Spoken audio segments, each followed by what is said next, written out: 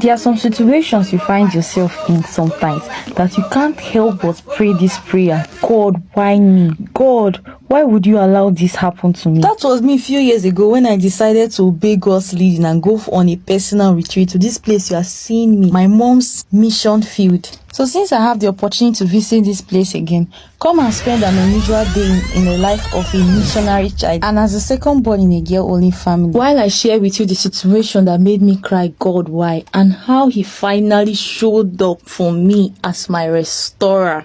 Before I went for that retreat, I was going through deep depression. I was even suicidal at a point. I had many unanswered questions I needed to sort out. And to crown it all, I was having several spiritual attacks. Honestly, when I got this instruction from God, I didn't obey immediately.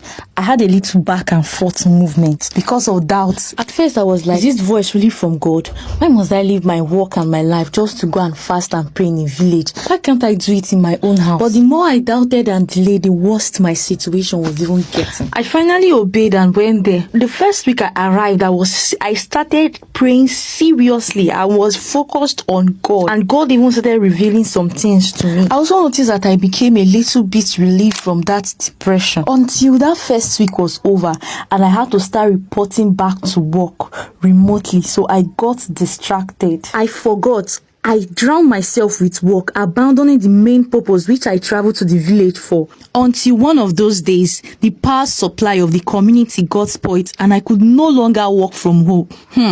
Maybe you would think that this incident will finally draw me back to the secret place and I will go back to the main purpose. I traveled to the village. No. I went around looking for barbing saloon, anywhere I could just find power. I was walking around my laptop around that community, looking for where I could charge the laptop so that I would just block my mind away from everything and try to procrastinate the assignment I went there until one fateful day when I went to charge my laptop in one of the phone charging centers as usual and also work there.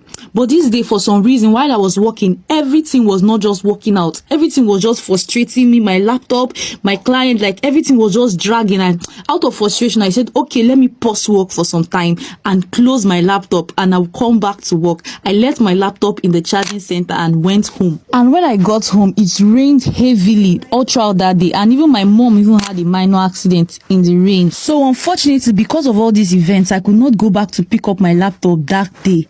And when I went there the next morning, these people told me that they robbed last night too, and my laptop and some other people's stuff was taken. See, this news was so unbelievable to me. Like, I literally refused to believe them. I thought they were joking with me. I nearly called my mom because I believe she's the one that can understand them better. Maybe I didn't hear them clearly. What even made the story even more unbelievable was the fact they said the thief only stole my laptop and my power bank and left other people's phone. Like, how? In fact, I was even laughing because it was even funny to me. I thought they were just playing a prank to me. But it was when my mom came and they were still telling her the same story. And she started threatening them, giving them deadline to produce the laptop. And this thing happened at a time where my family was struggling financially and all my jobs that I do to earn was in that laptop. Like, you have not finished seeing money to eat.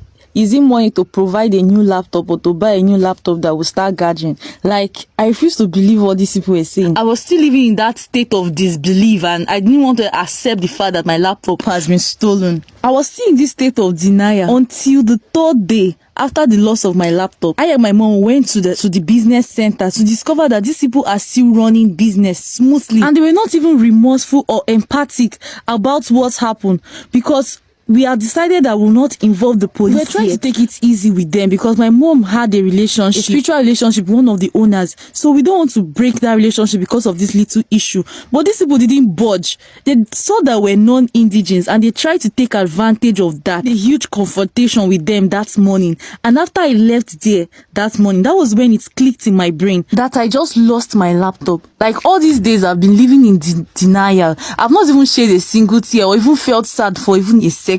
Until the morning of that third day, after confronting that shop owner and giving them another 12 hours deadline. That same morning, I followed my mom to her farm, and while I was on the journey, that was when I remembered the prayer I made before I left for this retreat, that God should protect all my gadgets from loss or destruction as I embark on this journey. Then suddenly, this thought came into my head: God has failed you.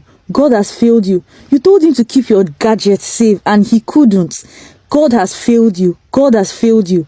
Because of these thoughts, my heart started racing. I can remember that I and my mom were still walking to the farm, and my mom noticed the immediate change in my demeanor and the hot tears that was dripping from my eyes. Then she asked me this question: your life and the laptop, which one is more important?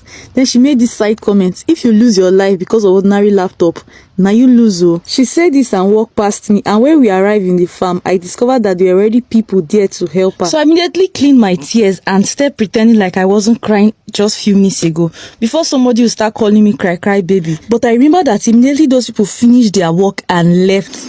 I left what I was doing, laid down flat on the bare farm ground, not minding how dirty or dangerous it is. I faced the sky and started crying out loud. I started saying those thoughts that has been on my mind. I was like, Mommy, God has failed me. God has disappointed me. He promised to keep me and my possessions safe, yet he has failed me. Mommy, how will God send me on a journey and empty me like this? In fact, Mommy, anytime that I'm praying to God, he used to wear earpiece. Once my mom heard this, she rebuked me immediately, saying that I should not say what God will bring down his anger upon my life. But I didn't listen. After that day, I started keeping malice with God. I blamed him for all the problem because he's the one that sent me on this journey. If I didn't come to this village, I would have not lost this valuable possession of mine. See, and this mindset and malice with God drove me deeper into depression. The full narration of my laptop loss and recovery story is also on my YouTube channel. But to cut the long story short, the next 3 weeks was a phase. Like, outwardly, I look so strong and full of faith. But whenever I'm alone, I find time to cry, not because I lost my laptop, but because God allowed this to happen. Devil know how to whine somebody a child. On the 3rd week, I felt seriously ill and I was rushed to the hospital.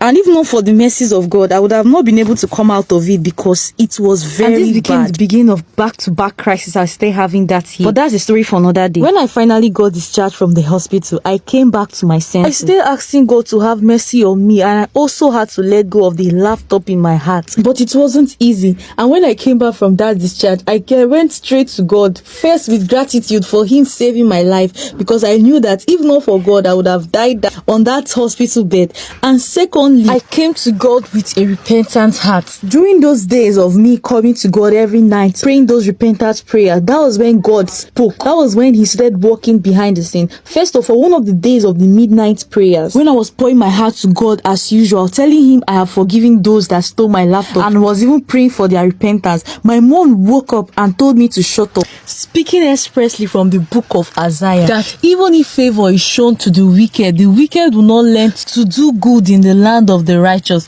What she was telling me expressly was that was not the will of God concerning that laptop. And this was, I knew that this was not her speaking, but was God speaking. And this was the first time God was speaking concerning this laptop. Like, for the past 1 month, God has been silent. We have been praying, and my mom has been praying for restoration and the rest, but he hasn't said anything. We hadn't had any dream until I decided to let go, and I started praying for the people that stole my laptop. And she said this, and after that she said that what the Lord is saying, that we should pursue, overtake and recover all. And at that point, I've already given up. She then told me that if I decide to give up and let go of the laptop, that's my own, but as for her, she's going to collect the laptop as her own. And I was like, Mommy, I give you way, I hand it over, because I have let go. I don't want to hurt anymore. And it was at that point I decided to let go, that God started working behind the scene. All this while, for the past 1 month, and we have not gone to the police, and we were depending on the village vigilante, because everybody in the whole village, they trusted them. But my mom discovered that after that night, she discovered that these people have been bribed and they have just been playing with us. So she just went out without anything, and just with faith went to the police, went to just go and sign a case, just went nonchalantly and just gisted with one of them and told them this is what has been going on. And she just strolled back home. We left it like we should just say, okay, I just went to the police today. I was like, Mommy, only for us to get a call from one of the business centers owner that was in charge of my laptop then. 2 days later, after that police report, that why did we arrest his brother? We're like, did we arrest anybody? We that have been in our house for how many days now? What concern us and your brother? Have we seen each other for 1 month? Then later we were invited to the police station, and after some processes and the rest, those people that were thinking that they have money and they were big and they were trying to intimidate us, like, God showed us favor in that police station that even we don't know anybody there. We are strangers. All of them were speaking the same language, apart from I and my mom. But we went there and God showed us favor. And those people that were thinking that they were big, God humbled them. Like, first of all, they welcomed them with 2 slaps. And finally, in less than a week after this whole police encounter, I recovered my laptop unharmed, untouched. My files and my documents were still intact. And I remember that I rolled on the floor that evening when I went to church. Like, I was so joyful, praising God. Like, He's the God that makes impossibility possible. Like, can you imagine you losing something that valuable? Many people were telling me they have already sold it, I should forget about it. People were calling me from the city where I was staying, like, I should just forget about it and start looking for money to get another one. But if you ask me, who is this God I serve? After this experience, I will call Him my restorer. He is the God that restored, and He remains my God that never fails. Despite what the devil has said, God never fails. He never fails. He didn't fail me then, and He's still not failing me now. Jehovah is my restorer. Thank you for listening. I love you all.